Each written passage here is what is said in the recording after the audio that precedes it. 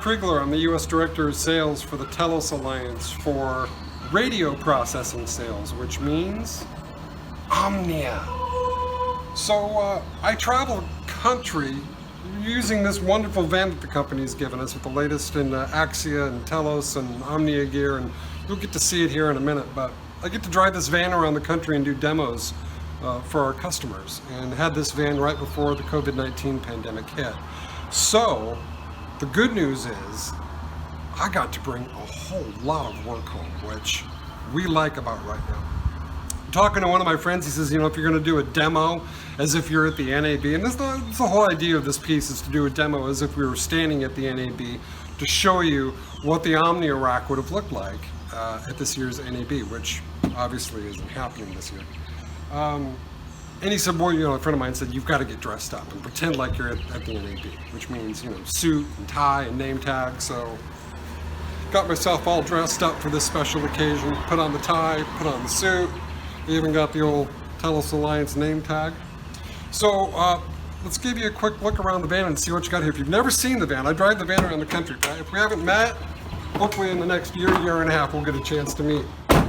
So what, like you're wearing pants when you're on all these Zoom calls? Come on, let's take a look.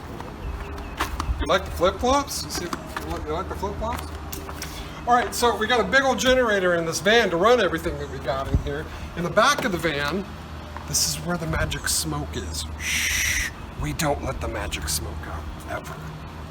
My favorite part of this van is, let's say you've got a radio station and you wanted to bring this van up next to your transmitter site and run one of our audio processors through your air chain. We could do that. We've got live wire connectivity here. We've got BNC connectors to hook up the composite outputs of our audio processors. We've got speaker outputs, the whole thing here. Plus, we've got shore power. So if you want to run it on shore power for an extended period of time, you could do that. External power here, but the magic is actually up here inside. So this is my absolute favorite toy to take on the road and do audio processing demos. As you might imagine, as a nerd, as a self-professed techie and radio geek, this is my playground. A couple computers here to run the remote control software. We've got the Omnia 11 remote control running on the right-hand computer here, Playout PC2. Playout PC1's running the Windows Media Player interface. I'm just playing WAV files, but somewhere around here I've got a copy of Zenith that I could play out in the van and automate things. Power station main control here, running the Fusion up above. You can see the Fusion's monitor here for the metering. Pathfinder Core Pro to help run things in the VX Prime system. With this phone up here on the left hand side, don't know if you can see that, it's kind of dark. Can you see the phone? I can place a phone call from there to there.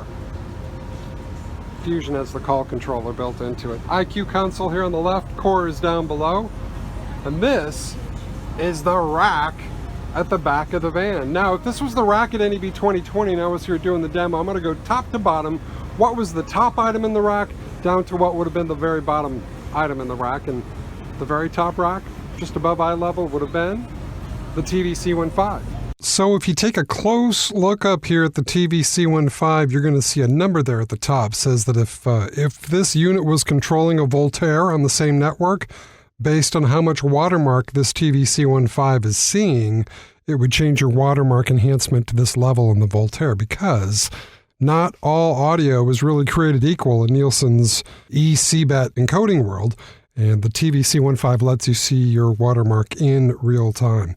So a couple of my favorite features here in the van are, one, down here, transmitter, and then over here in the second rack, we got this composite switch, and this way I can switch between all the processors in the rack, really get a better feel for all the processing firepower here in the van. Next up in the rack at NAB would have been up here the Omnia 11. So last year we had a new free software update, 3.6.22. It made some improvements to the final clipper. Some things that I love about the Omnia 11, it sounds superior on FM and HD.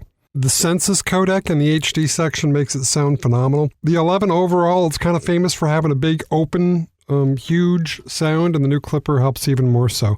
There's an optional declipper in the Omnia 11. The stereo enhancement in the 11 is some of the best I've ever heard. And the blue interface, it's very calming. Next on the rack would have been the Omnia 9. We've got new software updates, which improves the clipper and adds support for the micro MPX codec, which means, yes, your Omnia 9 could be part of an STL end-to-end system for your radio station.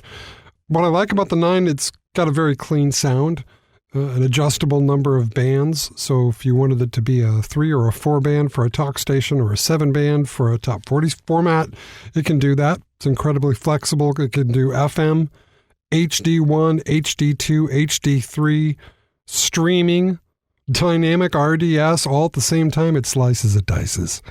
And it can even be an encoder to drive an MPX node at your transmitter, like I said earlier. So on the back, lots of I/O, and all new units since 2018 have come with live wire support, standard. So the sky is the limit here as far as the amount of inputs and outputs you want to put into the Omnia 9.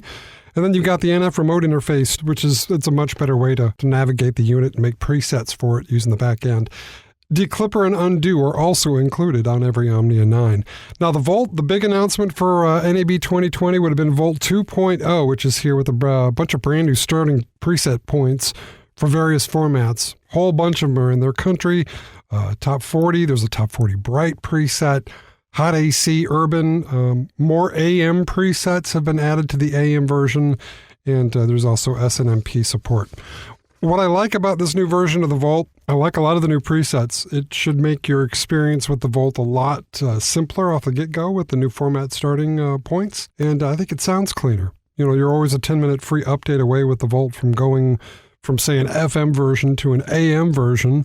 And let's say you need a quick processor for headphone feeds, for like jock feeds. The HD version is great for that. And then for the Volt, you've got this HTML5 interface, which makes getting into the deeper adjustments on the Volt a lot easier. Over here back in the first rack is the Omnia 9SG. This would have been the next item down below the Volt. The 9SG takes the final composite generator from the Omnia 9 and sticks it in this one rack unit standalone box. Now what I love about it, it's an extremely clean, precise stereo generator and composite clipper too. You can do dynamic RDS in the Omnia 9SG, and it's really great for having an Omnia 9 at the studio, let's say, for example, and you've got an HD exporter there too. Maybe your watermark encoders are there as well. And then you would have a 9SG at the transmitter site to generate that same composite signal that you would have had out of the 9, do it out at the transmitter site. And it's also great with other processors in front of it, like an Omnia 11, just saying. The Omnia 7 down below, you can buy these as AM or FM versions, and customers seem to understand when I say the Omnia 7 is like an Omnia 9 Junior. What I like about the Omnia 7, it takes a trained ear to tell the difference between an Omnia 9 or an Omnia 7. It really does. Like a 9, you can get RDS options and streaming options and HD options for the Omnia 7. And really, the AM version of the Omnia 7 is the best-sounding AM processor ever. I'm just going to say it. So we have a software audio processor in the Omnia lineup. It's called Omnia SST. And what I like about it, it's a very clean composite generator. Has the same composite clipper algorithms that you're going to find in the Omnia 9 or the Omnia 9SG. Can do RDS, has restoration tools aside from Declipper, which is in Omnia SST, also contains Dehummer and Delossifier, which can help restore some of the artifacts from badly encoded audio. Yes, Delossifier. Requires Windows. You need a sound card to go with this, 192 kilohertz sampling rate if you want to generate composite and plug that into an exciter. And also includes a low latency feed to give announcers in the studio and easier controls to navigate and get the sound you want. So moving on to streaming, we've got software and hardware for streaming. And first up, I'm going to show you the software for streaming that we sell here at Telos Alliance, which can be put into our hardware boxes. First off, the software features of the X2 software. So this is our entry-level streaming solution for PC. It can handle multiple mount points, so if you want to send your stream to different bit rates, different codecs, you can set that up on the software. The 9X2, this has all the power of the popular Omnia 9 audio processing platform. You can see I'm running NF Remote here to access the software. And what I like about it, of course, well, thousands of buttons. And it takes all the power of the Omnia 9 and puts it right there at your fingertips for your stream. And that's huge. Contains the same stereo enhancement, solar plexus bass enhancement that you'll find in the 9. It's got the undo section. Declipper is here too, so if you play modern music, it's going to open that up a bit more. And just like the Omnia 9, its brother, fully adjustable number of bands. So maybe you're a talk station, you only want 3 bands, or you're a music station, you can have as many as 7. Also does enhanced AAC Plus. You get to use NF Remote too, which is the best way to adjust processing for the Omnia 9.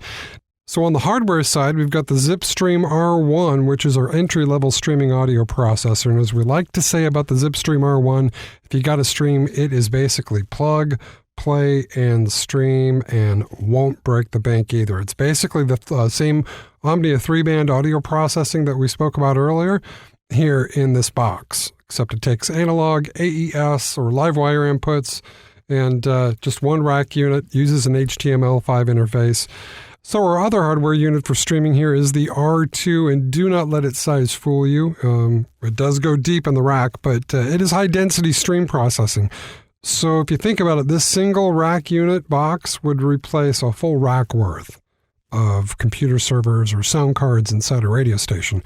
You can get into it with LiveWire or regular AES connectivity and process up to 8 different program channels with multiple encoders and mount points available. Here on the front of the unit, probably you can see here, I've just got one program channel activated, but it can run either the X2 or the 9X2 software, so you can mix and match. And totally maxed out, the R2 can run 8 separate instances of the 9X2 software. Hey, thanks again for checking out our NAB 2020 video. If you need any help with Omnia audio processing during this time, you can look me up. Paul.Kriegler@telusalliance.com.